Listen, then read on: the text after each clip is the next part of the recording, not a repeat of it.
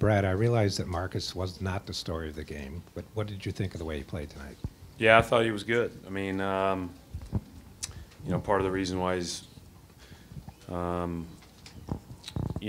I kept his minutes where they were was just strictly being conservative. Again, it was more of a, try to limit him to 15 to 20 minutes, somewhere in that range, and I wanted to keep him for the end of the game in case we needed him for defensive possessions. So, he played those 2 6-minute stints. I thought he did pretty well, and, gave us a nice lift.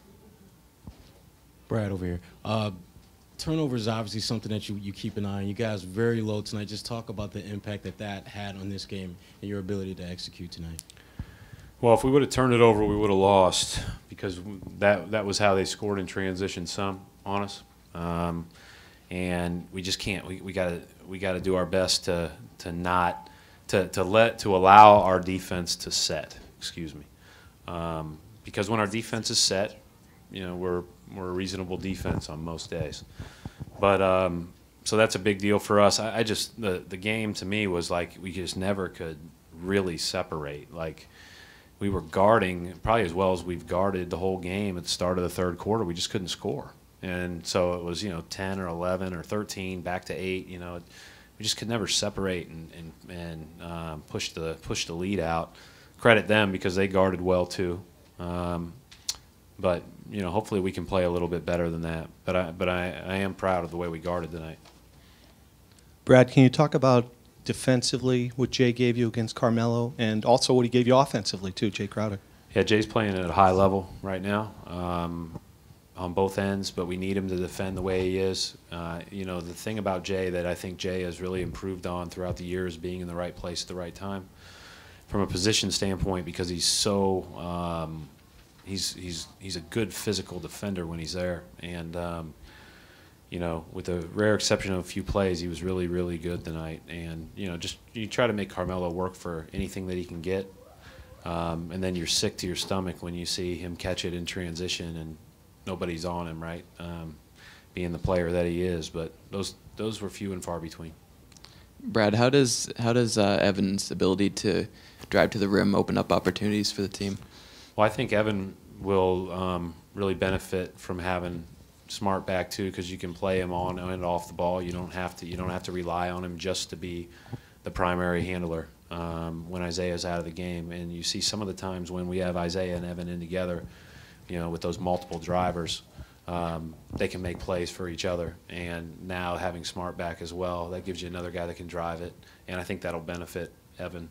Evan has had he had a couple of mistakes last night, a couple tonight, but 2 pretty darn good games in a row. And tonight I thought he was really, really solid for us. Couldn't take him out of the game. Brad, is the key to getting this kind of a night out of Amir that you've really got to manage his minutes? Yeah, I don't know. That was more, I thought he was much better second, third, and fourth quarters. And, I didn't know if he was still hurting a little bit.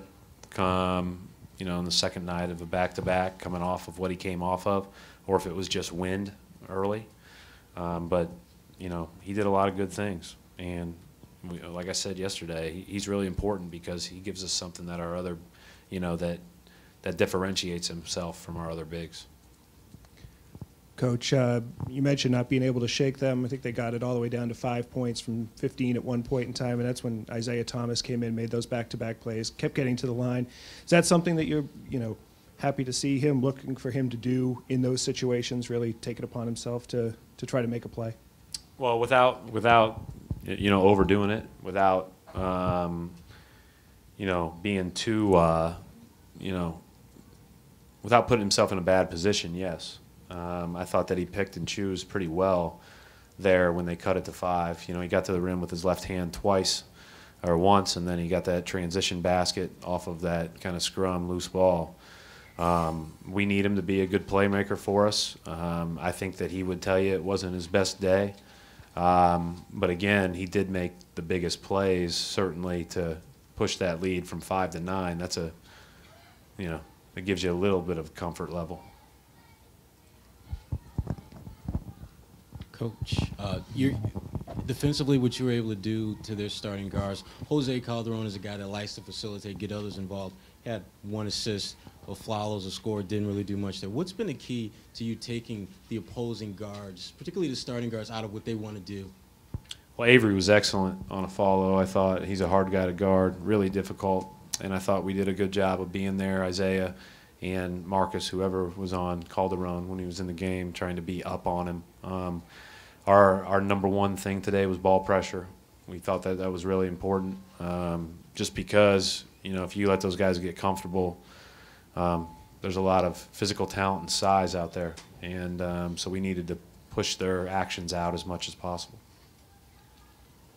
They only hit 1 shot outside the paint in the first half. What do you think you guys did to kind of limit their ability to hit jump shots and keep them from getting good looks? I think that may be a choice on their part too, to really pound it inside. I mean, they're number 1 in post frequency in the NBA. They post all those different positions, and they did that again against us tonight. But again, we were into the ball on the perimeter, so you know, maybe that had something to do with that. But I think it's more of a conscious choice on their part offensively. Brad, to the way you want to play the perimeter defense, etc., how big is having an extra guy like Marcus to keep the pressure up? Well, I think it's important for 2 factors. Number 1 is he's very good at it. Number 2 is it allows other guys to play less minutes doing it, and so that's, you know, that you're a little bit fresher, and that's something that certainly, you know, if you want to be a great defensive team, can't wane.